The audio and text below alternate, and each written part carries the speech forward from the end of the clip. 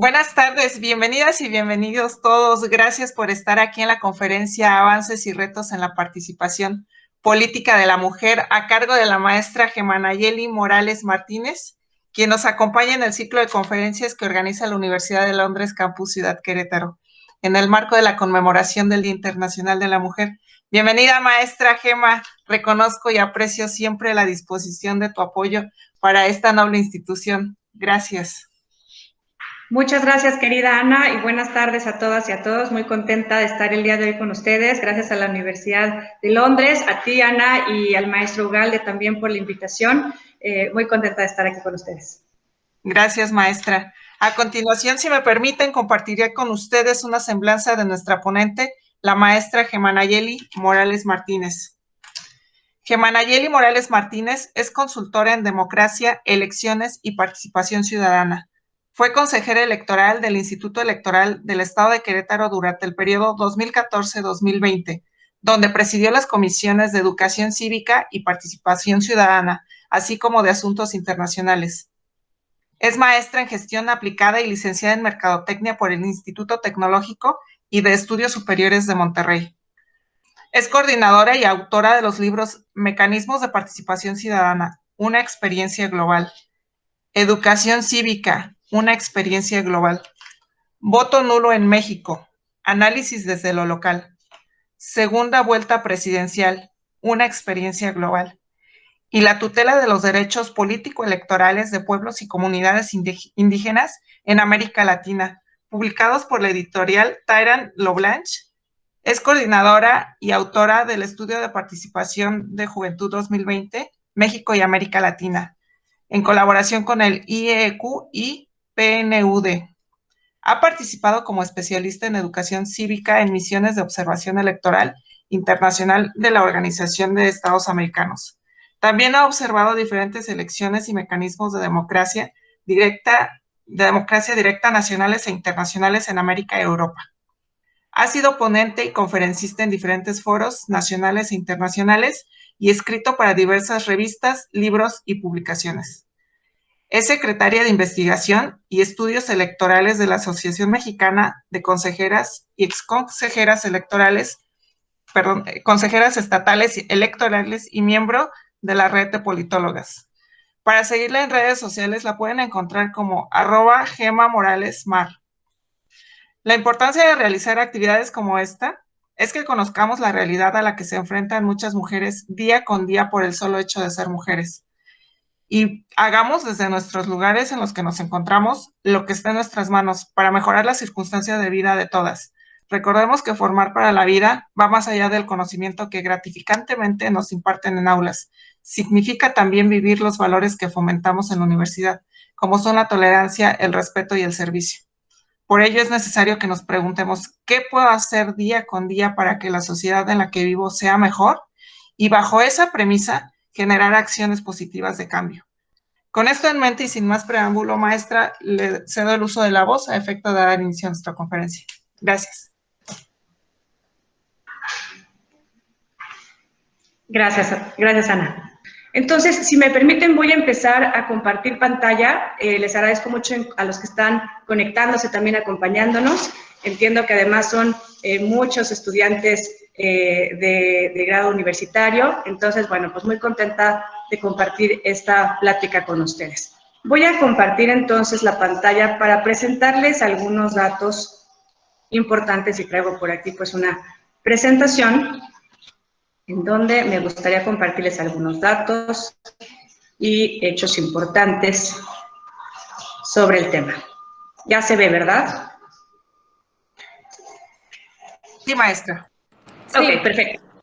Bueno, entonces, vamos a empezar. Me gustaría compartirles primero que nada una frase que a mí me gusta mucho y hay varias de estas, de muchos hombres que han ocupado rangos importantes en el ámbito internacional. Esta es de Kofi Annan, quien fue secretario general de la ONU entre 1997 y 2006, y decía que la igualdad de las mujeres debe ser un componente central en cualquier intento para resolver los problemas sociales, económicos y políticos. Y es que hace todo el sentido del mundo. Si bien las mujeres somos prácticamente el 50% de la población, entonces, ¿cómo podemos buscar resolver problemas sociales, económicos o políticos, o incluso hoy en día de salud, ¿cómo podemos llegar a esto sin que cuente la participación de las mujeres?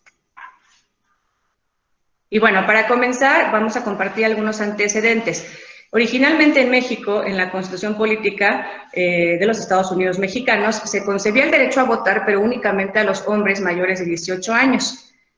Después surgieron algunos movimientos y frentes, como fue el Frente de Mujeres Mexicanas durante la campaña presidencial de Lázaro Cárdenas. También hubo la creación del Frente Único Pro Derechos de la Mujer, que incorporó a las mujeres a esta lucha política y por el voto, así como por otros derechos como la alfabetización, la maternidad, los hospitales y las guarderías. Y no fue sino hasta 1947 donde a nivel municipal el voto de la mujer fue permitido. Y todavía años después, en 1953, se reconoce el derecho al voto de la mujer a nivel federal. Como les decía, si bien las mujeres hemos representado desde entonces el 50% de la población, los derechos no eran reconocidos plenamente para votar y ser votados. Y esto, bueno, ocurría en la historia desde que empezó la democracia en Atenas y encontrábamos que únicamente podían participar los hombres y únicamente los hombres, además, que tuvieran pues cierta casta, como ellos le llamaban. Y de aquí tenemos entonces a quienes fueron nuestras primeras mujeres electas en México, que fue Elvia Carrillo Puerto como diputada local por Yucatán y Aurora Jiménez como primera diputada federal en las elecciones extraordinarias que ocurrieron en Baja California en 1954.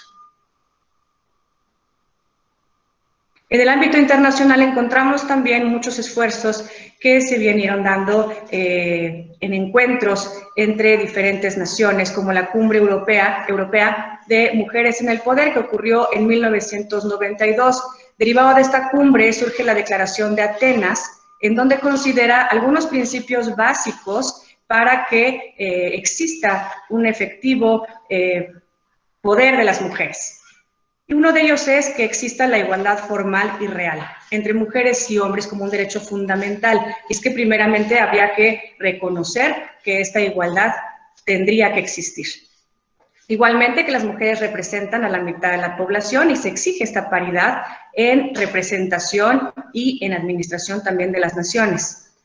Las mujeres entonces representan la mitad de las inteligencias y de las cualificaciones de la humanidad, ¿sale? Y esta representación en la que las mujeres se han encontrado inmersas, pues en estos puestos de decisión constituye una pérdida para la sociedad en su desarrollo y en su conjunto. Igualmente, el que las mujeres no estén representadas en los puestos de decisión no permite entonces tomar plenamente en consideración los intereses y las necesidades de esta parte de la población. Una participación equilibrada entonces de las mujeres y los hombres en la toma de decisiones es susceptible de engendrar ideas, valores y comportamientos diferentes que van entonces encaminados hacia pues, un mundo más justo. Posteriormente tuvimos la Conferencia Mundial sobre la Mujer en Beijing, que fue en 1995, y aquí la principal recomendación hacia los gobiernos fue el adoptar toda clase de medidas que consideraran oportunas y conducentes a lograr el objetivo del equilibrio entre mujeres y hombres en los órganos y comités gubernamentales, así como en las entidades de la administración pública, en la judicatura, entre otras cosas. Igualmente que se fijaran objetivos concretos y medidas de aplicación a fin de aumentar sustancialmente el número de mujeres con miras a lograr una verdadera representación paritaria de mujeres y hombres, de ser necesario, mediante adopción de medidas positivas en favor de la mujer en todos los puestos gubernamentales y de la administración pública. Estos acontecimientos comenzaron con la intención de poder visibilizar la importancia de la incorporación de la mujer en la representación y, por supuesto, ocurrieron también muchos otros convenios y conferencias también con miras a erradicar la violencia hacia la mujer. Entonces, estos son algunos de los pasos que se han venido gestando. Igualmente, tenemos que en México han habido reformas y sentencias en materia electoral que han permitido que se abra este camino para poder tener y construir una paridad en México. En 1996 es cuando se establece que las candidaturas no pueden exceder un 70% de un mismo género. Aquí es entonces donde entra esta cuota de género de 70-30. Es hasta 2008 que se establece la cuota de género 60-40, en donde al menos el 40% de las candidaturas tenían que ser para las mujeres. Este 60-40 o este 70-30 todavía incluso lo encontramos en algunos otros países donde al día de hoy todavía no es reconocida una paridad completa. Y es en 2011 cuando la Sala Superior del Tribunal Electoral del Poder Judicial de la Federación emite esta famosa sentencia 12624, que fue el caso de las Juanitas, en donde esta sentencia permite con toda claridad establecer que la fórmula de candidaturas debe de ser integrada por personas del mismo género, pero debe haber alternancia de género para las listas de representación proporcional. ¿Por qué las listas tendrían que estar integradas, las fórmulas, por personas del mismo género? Tenemos un propietario y un suplente. Entonces, cuando se establecían estas cuotas de género de 60-40 y se postulaba entonces a las mujeres, pero la suplencia era de un hombre, en el caso Juanitas, sucedió que entonces muchas mujeres, al ya ser electas, posteriormente, muy pronto, decidieron renunciar y entonces, ¿quién queda en el cargo? Su suplente, que era un hombre. Entonces, si bien existen reformas y sentencias que, o legislación que nos ha ido encaminando a que haya una paridad, la resistencia ha sido mucha y digamos que en el ejercicio pleno y efectivo, en la realidad, no necesariamente se veía de esta manera. Entonces, digamos que se recurrían a ciertas artimañas, pues para que los hombres al final pudieran seguir ejerciendo los cargos. Y es entonces, derivado de esta sentencia, en 2014, que el principio de paridad se eleva a rango constitucional. Es cuando entonces ya es reconocido en la Constitución el principio de paridad entre hombres y mujeres. Y es aquí donde se establecen 4 puntos importantes sobre el registro de candidaturas. Como ustedes saben, para que existan los procesos electorales debe de haber ciertas reglas, pero estas reglas son las que están establecidas en la ley. Desde la Constitución están también las leyes generales y están también las leyes locales, las cuales las autoridades electorales han de observar a fin de poder contar con las reglas y las herramientas para poder tener procesos electorales equitativos. Por supuesto, también las candidaturas, los partidos políticos deben tener este conocimiento para poder entonces pues atender la normatividad y no caer en infracciones. En este sentido, entonces, en 2014, cuando se reconoce este principio de paridad, a nivel constitucional entran 4 puntos importantes que se establecen aquí, y es que las fórmulas de candidaturas integradas con personas del mismo género deben de tener tanto el propietario y suplente, en este caso, deberían de ser mujeres. Igualmente, las listas de representación proporcional se pidió que entonces se alternaran las fórmulas de distinto género, es decir, en una lista de representación proporcional, una candidatura, que no solamente vinieran al principio todos los hombres y después todas las mujeres, sino que se alternaran, ya sea que se encabezara por una mujer y siguiera un hombre, mujer, hombre, o bien podía iniciar con un hombre, pero inmediatamente después tendría que seguir una mujer y así sucesivamente. Igualmente, la paridad de género se especifica que se aplica en candidaturas tanto de mayoría relativa como de representación proporcional. ¿Cuál es la diferencia entre estas candidaturas? Que las de mayoría relativa son aquellas que se postulan para poder, digamos, salen en la boleta, son las que hacen estas campañas y son por quienes votamos, digamos, en la boleta, y las de representación proporcional son quienes entonces son elegidos en estas listas, dependiendo del número de votación que haya tenido cada partido, es que se asignan estos lugares de representación proporcional.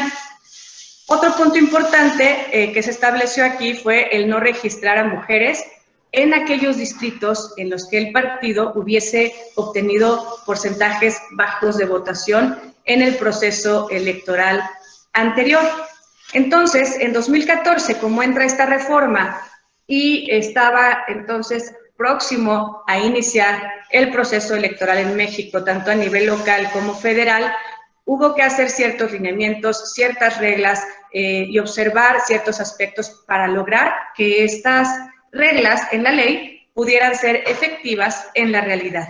Y es así como a nivel federal, por ejemplo, se realizó pues este análisis para ver de la elección inmediata anterior, que había sido la de 2012, cómo sabían entonces cuáles eran esos distritos perdedores, digamos, los que tenían los porcentajes más bajos de votación de cada partido, a fin de que no se pusiera únicamente a mujeres en esos distritos perdedores, porque entonces en ese sentido pues no tendrían mucha oportunidad de ganar en 2015. Entonces había que tener, digamos, este balance.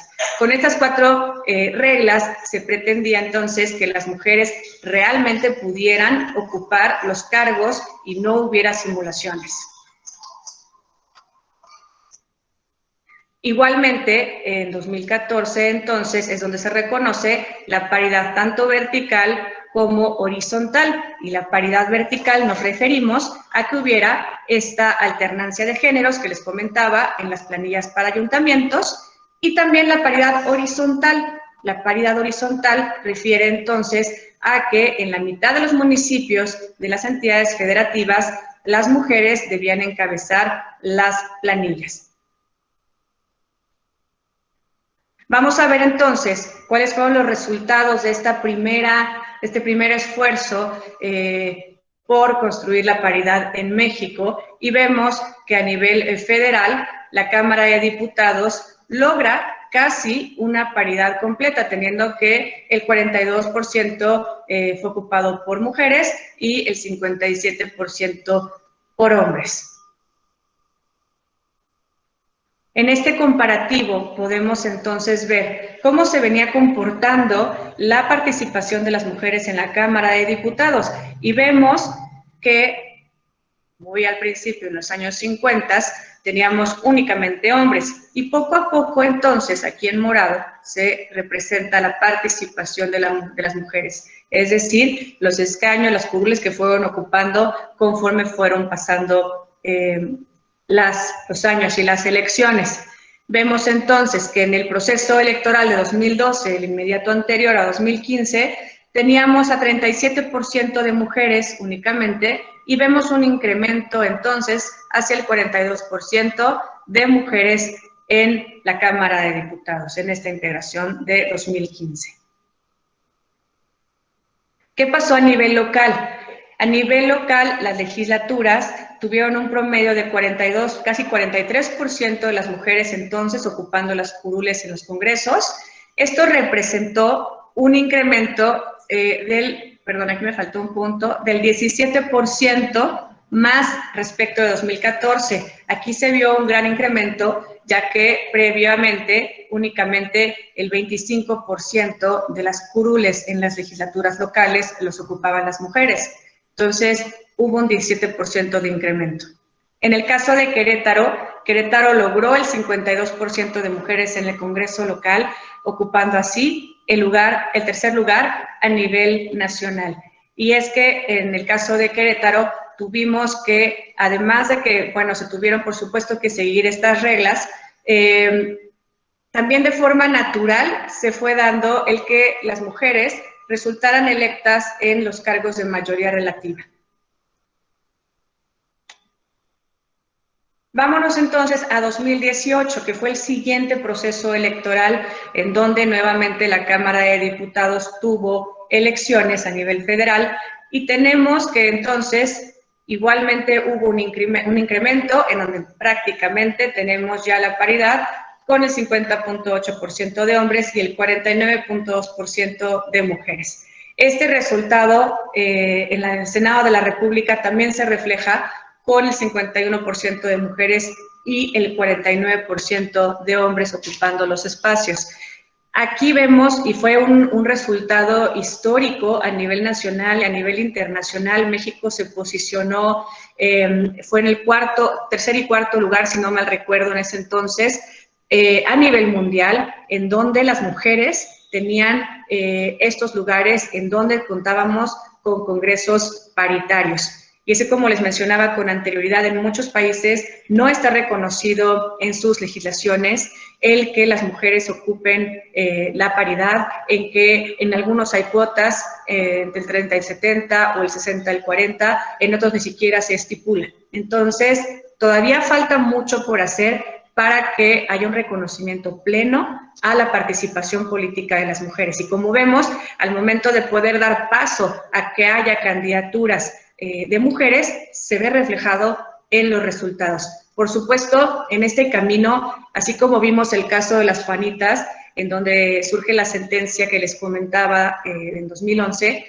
sí han habido, por supuesto, intentos de simulaciones, intentos de, pues, no lograr o no permitir que esta paridad sea efectiva y plena, pero bueno, es un camino que se han dado, que se sigue recorriendo y que todavía nos va a presentar pues más retos. En el sentido también de la violencia hacia la mujer, también ha sido un camino difícil, ha sido un camino también de muchos años, en donde surge esta convención Belén do Pará en el 94, en donde se reconoce que la violencia contra la mujer constituye una violación de los derechos humanos, de las libertades fundamentales, y limita además, total o parcialmente, a la mujer el reconocimiento y goce de estos derechos, el poder ejercer de manera libre sus derechos. A pesar de esta convención, todavía tenemos registro en 2018 de que de los 35 países miembros, únicamente 12 de ellos cuentan con una legislación para erradicar o prevenir la discriminación contra la mujer. Entonces, si bien los países atienden a acuerdos y tratados internacionales, no necesariamente lo implementan de manera palpable en sus normatividades. En México tenemos datos muy alarmantes que seguramente muchos y muchas de ustedes ya conocen, y es que en 2019, tan solo que incluso todavía no entrábamos en este contexto de pandemia, el registro en México es de 10 mujeres asesinadas cada día. Esta cifra es sumamente alarmante, escalofriante, nos deja ver todavía el importante camino que hay que recorrer en una materia de cultura hacia el respeto de las mujeres. Además, en 2016 también hay una encuesta nacional sobre la dinámica de las relaciones en los hogares, y aquí en 2016 se apuntaba que prácticamente el 44% de las mujeres en nuestro país han sufrido violencia de pareja. También la Comisión Económica para América Latina y el Caribe en 2018 mostró también resultados y datos de que al menos 3.529 mujeres habían sido asesinadas en 2018 por razones de género en 25 países de la región. Como les decía, no es un caso exclusivo de México, es un caso a nivel mundial, no nada más a nivel regional. También el reporte regional, el índice de instituciones sociales nos dice que el progreso ha sido desigual a través de la región y aún persisten barreras para el empoderamiento económico de las mujeres.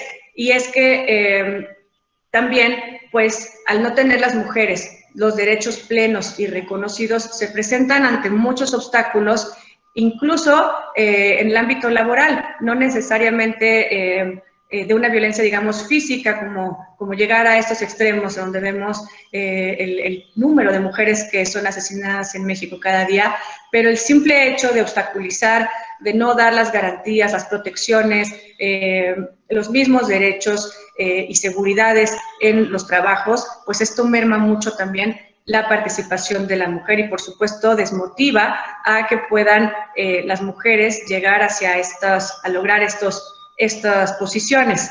Incluso tenemos también países en donde al día de hoy, con la pandemia, pues entre los niños y las niñas, al ver, este fue un caso en Israel, en donde al ver quiénes iban a regresar a las escuelas, el gobierno pues decía que principalmente entonces tendrían que ser los niños, los hombres, que las mujeres entonces se esperaran. Entonces, es de verdad sorprendente cómo en el año 2021 estamos aún escuchando cosas que son cosas como estas, ¿no? Noticias como estas o casos como estos, en donde todavía no se reconoce plenamente a las mujeres. Entonces tenemos todavía al día de hoy, como les decía, pues una brecha de género importantísima. En este sentido, les quiero compartir algunos datos y porcentajes para darnos cuenta y una idea importante de la brecha de género existente en nuestros días. Por una parte, el Foro Económico Mundial establece pues que la paridad de género tiene una influencia en el crecimiento de competitividad y preparación para el futuro de las economías y empresas alrededor del mundo. Y eso, como mencionábamos hace un momento, es muy complejo imaginar que las decisiones en un estado, en un municipio, en una comunidad, en un país, puedan tomarse si no hay la participación de las mujeres. No podemos hablar de la problemática que viven las mujeres o de las necesidades que tienen las mujeres si no hay mujeres en estos cargos que puedan representarlas.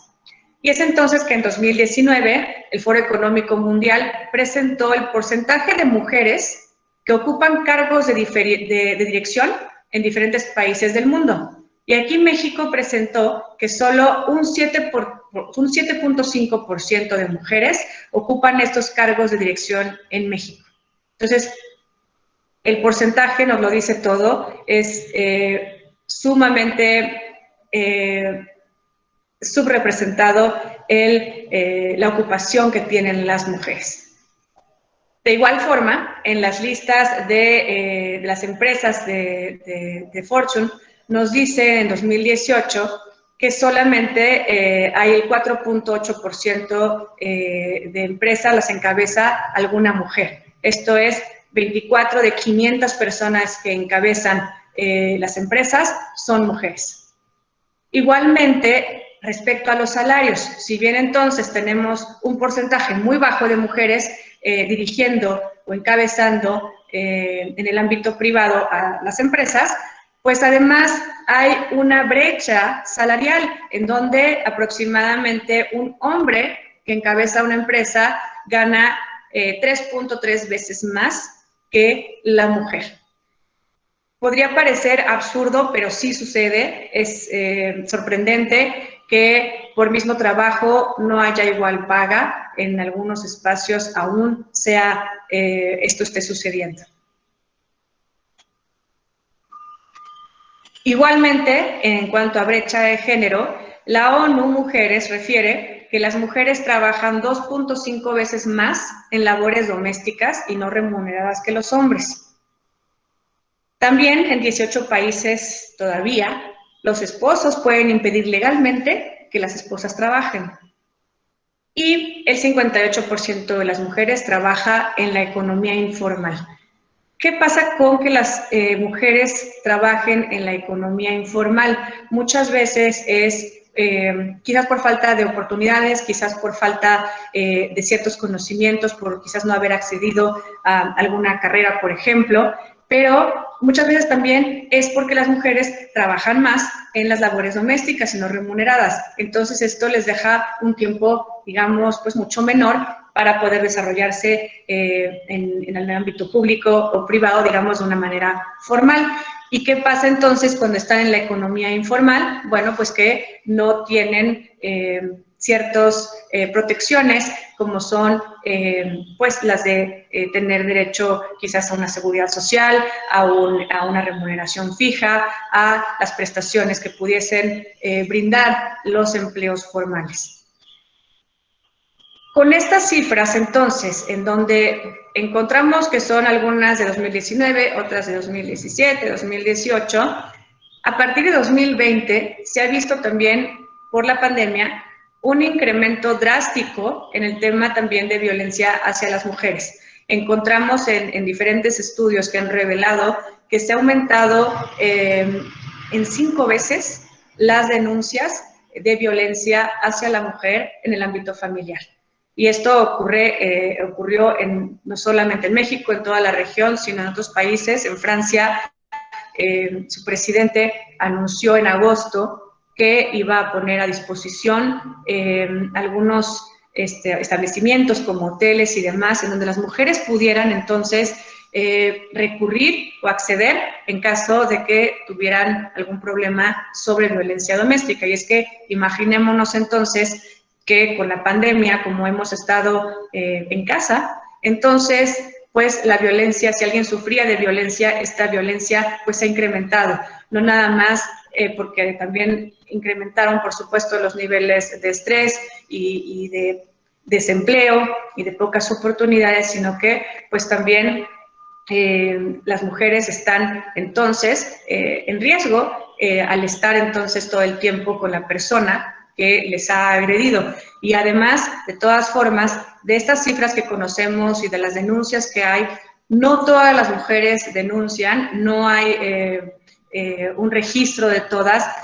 Y también con la pandemia, en estos estudios nos comentan que, pues, si bien estas cifras aumentaron, también es poco probable que las mujeres pudiesen denunciar. ¿Por qué? Pues porque no pueden recurrir, no pueden salir de la casa o no pueden recurrir a una llamada telefónica porque tienen a la persona, digamos, ahí junto, ¿no? Entonces, es realmente alarmante las cifras que tenemos y que se han,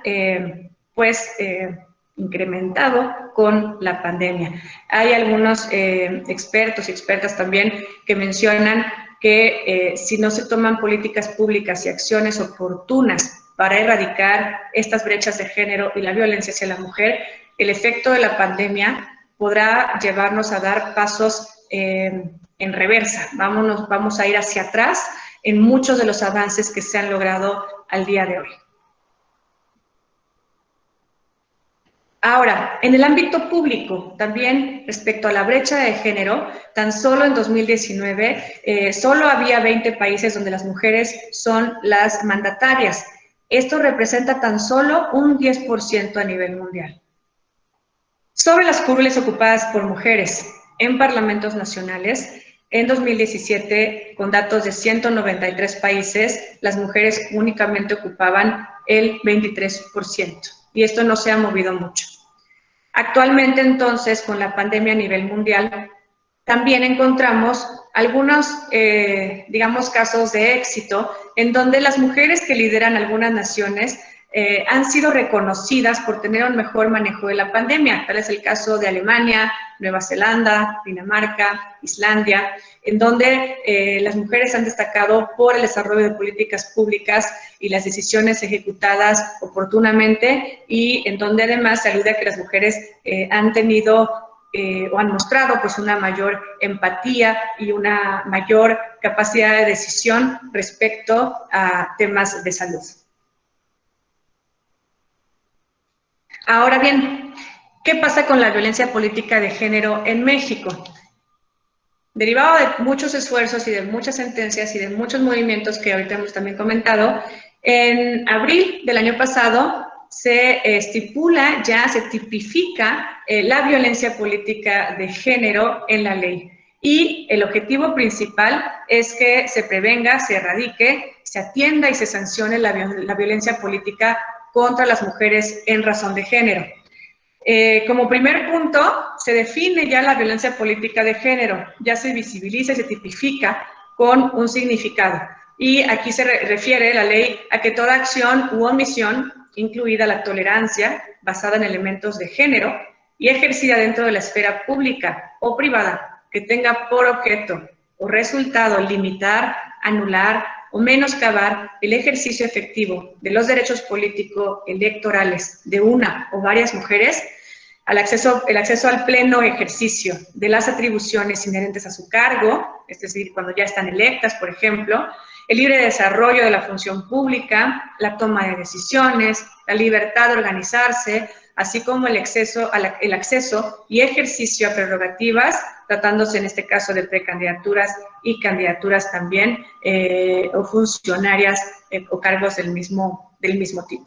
Entonces, en este sentido, se logra un gran avance en cuanto a tipificar la violencia política de género, pero imagínense, bueno, cuántos años han pasado de casos como el que hemos conocido, que son de hace muchísimos años, sin irnos, digamos, muy lejos, en 2001, del caso del campo algodonero, en Chihuahua, lo que da también origen, digamos, al Día Internacional de la Mujer, que fue hace más de un siglo en Estados Unidos, el incendio en la fábrica textil donde trabajaban 146 mujeres que perdieron la vida.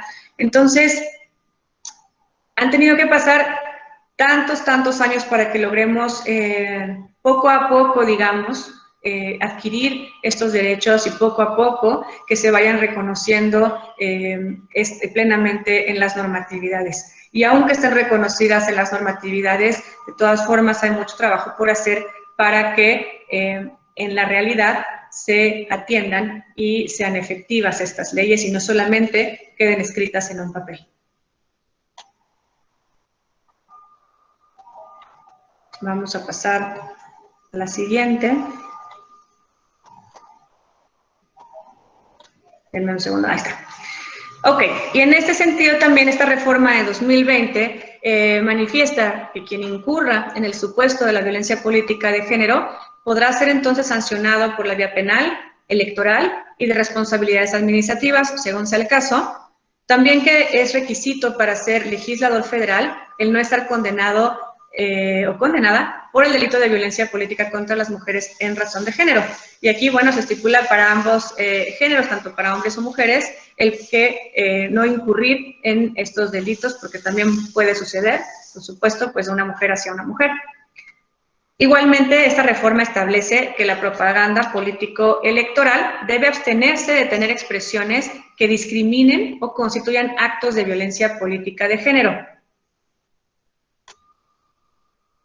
Y otro esfuerzo también más y muy importante es el que surge ahora de la Red Nacional de Candidatas, precisamente de la Asociación Mexicana de Consejeras y Exconsejeras Electorales Estatales, en conjunto también con el INE y con las autoridades electorales locales, en donde esta Red Nacional de Candidatas para este proceso electoral busca estar más en contacto con las mujeres que sean postuladas a los cargos de elección popular para poderles brindar acompañamiento y orientación en casos de violencia política, generando entonces acciones concretas para erradicarla. Y es que, si bien este esfuerzo comenzó también en procesos electorales anteriores, tenemos, por ejemplo, que en 2018 hubo 115 casos de violencia política de género, de los cuales 57 fueron para mujeres que buscaban los cargos de ayuntamiento.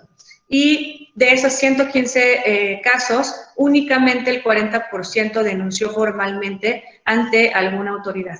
Entonces, esta Red Nacional de Candidatas busca dar este acompañamiento y hay 3 pasos, digamos, importantes en donde primeramente se busca informar a las candidatas sobre la violencia política de género, sobre esta reforma que también ya existe, en donde la ley les respalda, y que cuenten y sepan que se les puede brindar esta asesoría y acompañamiento. Monitorearles también y dar seguimiento durante sus precandidaturas, las precampañas y las campañas. Y también tener un registro de denuncias. Esto nos permitirá también tener un registro también de avance y de acciones a seguir perfeccionando para que haya mayor protección hacia las mujeres en esta materia. Y por último, tenemos también los lineamientos 3 de 3 contra la violencia de género que implementó primeramente el INE, en donde se establece que quienes aspiren a ser candidatos a algún cargo de elección deben firmar un formato bajo protesta de decir verdad, donde manifiesten que no han sido condenados o sancionados por violencia familiar o doméstica, por delitos en contra de la libertad sexual o la intimidad corporal, y no está registrado como deudor de una pensión alimentaria. Con esto se busca que los partidos cuenten con estos, digamos, formatos firmados. Es una protesta de decir verdad. No hay todavía esta parte, digamos, estipulada en la ley. Es un lineamiento que establece la autoridad electoral a fin de poder tener otro candado en donde se pueda pues buscar que no accedan a los cargos de elección popular las personas que tengan pues ya antecedentes, ¿no?, de violencia de género. Bueno, aquí algunas de las fuentes de la información que se ha compartido. Voy aquí a dejar de compartir. Ya, ¿verdad? Entonces, bueno, en este sentido, lo que vemos es unos antecedentes que son muchísimos también los retos, los avances también son muchos, por supuesto, pero falta mucho por hacer. Necesitamos no solamente trabajar las autoridades, sino también la sociedad en conjunto. Es un tema, el del reconocimiento de los derechos de la mujer, que no solamente involucra a las autoridades, sino también a la sociedad. Es un tema en el que tenemos que trabajar juntos, hombres y mujeres, instituciones, universidades, en donde existan protocolos, lineamientos, en donde existan todas las herramientas posibles para poder visibilizar este problema, para poder sensibilizar a la población desde temprana edad sobre la igualdad, la importancia de la igualdad entre los géneros, la importancia del respeto y de garantizar que todas y todos contemos con los mismos derechos, con las mismas garantías y con las mismas oportunidades. El hecho de que las mujeres no participen, no nada más en el ámbito público, sino también en el ámbito privado, merma mucho el desarrollo como sociedades. Y vemos entonces que si bien hay avances en el reconocimiento, también en el ámbito público, es importante esos avances que se han dado porque entonces las mujeres pueden representar a las mujeres en las decisiones que se toman. Es importante que las mujeres accedan a estos cargos de poder de decisión y de implementación de políticas para poder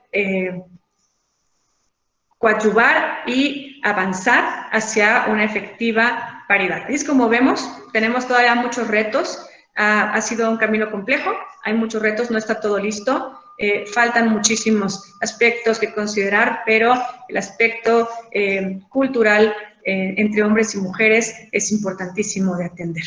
Entonces, bueno, pues yo les agradezco mucho el haberme escuchado, espero que no haya sido muchas letras, muchos datos, pero bueno, era parte de poder entender y ver cómo es la situación. Muchas gracias por su atención y quedo atenta si alguien tuviera alguna pregunta. Gracias, maestra Gema, por su intervención, por los datos tan importantes e interesantes que nos acaba de compartir. En efecto, es una labor que debemos continuar día con día de manera conjunta, como bien refiere, y afortunadamente me lo puedo decir de frente. Me siento muy contenta de pertenecer a una institución socialmente comprometida, pero además con egresados y alumnos que se interesan en estas actividades y sobre todo en dar el respeto a todas las personas que todos nos merecemos. Muchas gracias. Si alguien tiene alguna pregunta, alguna participación para la maestra, por favor de Sí, profesora. Sí, profesora, buenos días. Buenos días, compañeras, compañeros. Doctora Gema, primero me gustaría presentarme. Soy Sandra Vázquez Mesa, soy feminista radical y pues imagínense cómo estoy de emocionada por esta serie de conferencias en el marco de la conmemoración del Día Internacional de la Mujer.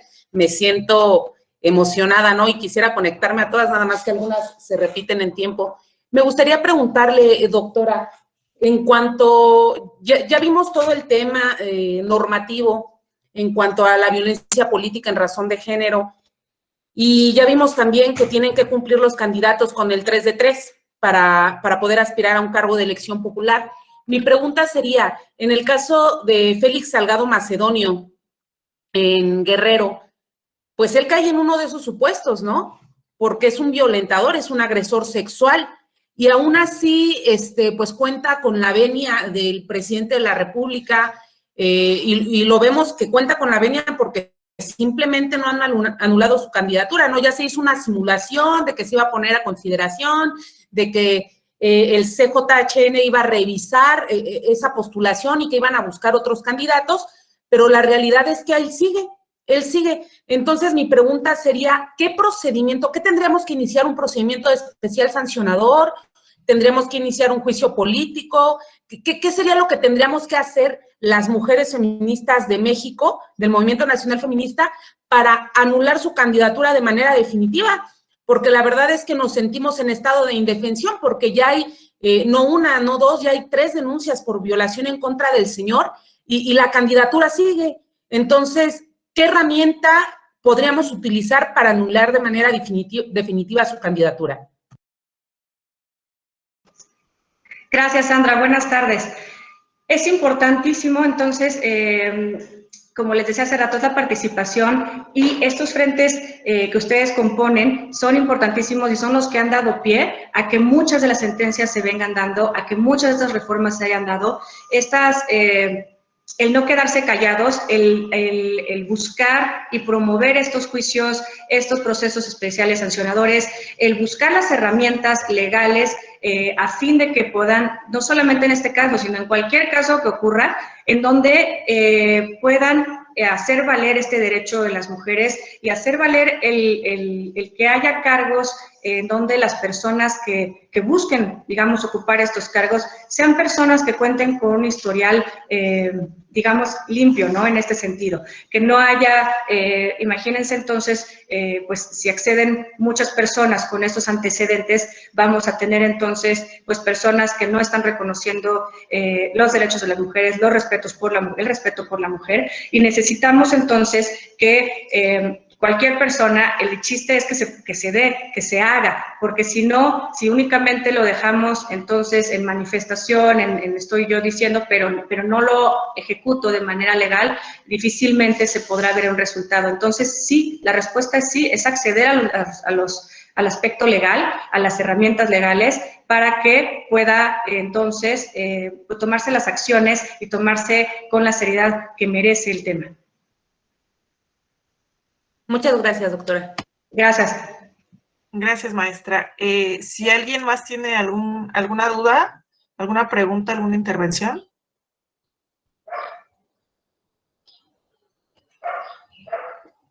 Pues yo agradecerles a todos los presentes, agradecerle a la doctora Gema su participación, muy importante, la verdad, muy interesantes los datos que nos diste.